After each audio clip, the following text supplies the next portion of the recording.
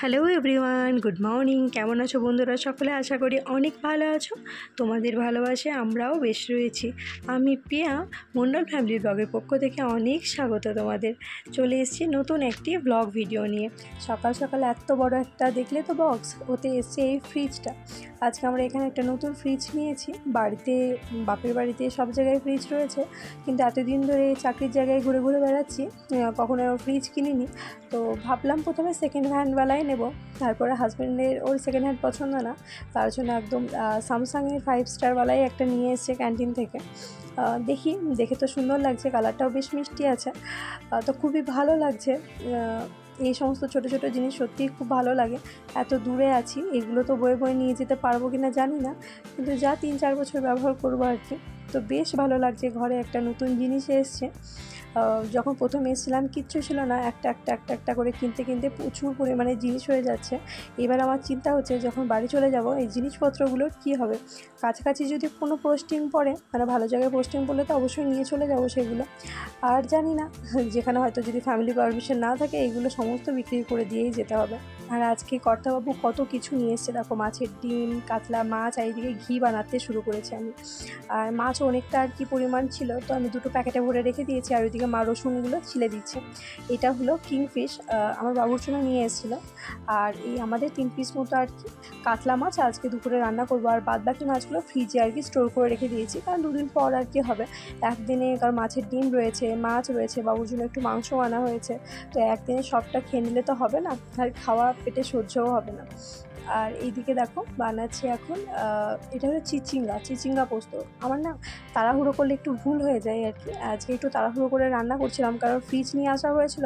তো কারেন্টের বোর্ড লাগানোর জন্য কারেন্ট মিস্ত্রি এসেছিলেন, তো ওনারা কারেন্টের কাজ করছিলেন, তো রান্না একটু করতে একটু লেট হয়ে গেছে। তার জন্য দেখো চিচিঙ্গাটাকে ভালো করে সিদ্ধ না করে আগে আমি পোস্তটা দিয়ে দিয়েছি। আর এমনিতেই তো জানো পোস্ত একটুখানি বেশি মানে জল দিয়ে সিদ্ধ করলে সেই পোস্তর আর কি যে স্মেলটা চলে যায়। তো যাই হোক, যা হবে হবে। আর এইদিকে বাবুর জন্য একটু চিকেন পকোড়াটাও আর কি বানিয়ে নিচ্ছি। আমার বাবা চিকেন পকোড়া খেতে বড্ড ভালোবাসে, তাই ওর বাবা ওর জন্য আর কি ওর মতোই করে আর কি সামান্য পরিমাণে একটু চিকেন নিয়ে এসেছিলো। শাশুড়ি চিকেন খান না, তার জন্য আর কি আমাদের চিকেনটা একটু অল্পই আনা হচ্ছে এখন। আর এইদিকে দেখো চিকেনটাকে ভালোভাবে ভেজে দিলাম ও খাবে বলে। আর এইদিকে মাছের গ্রেভিটা আমি বানিয়ে নিচ্ছি।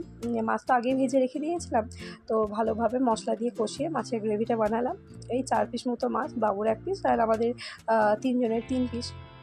এটাই আর কি আমাদের মাছের ঝোল। আজকে খুব একটা হাবিজাবি রান্না করব না, সিম্পলের মধ্যেই রাখবো ভেবেছিলাম।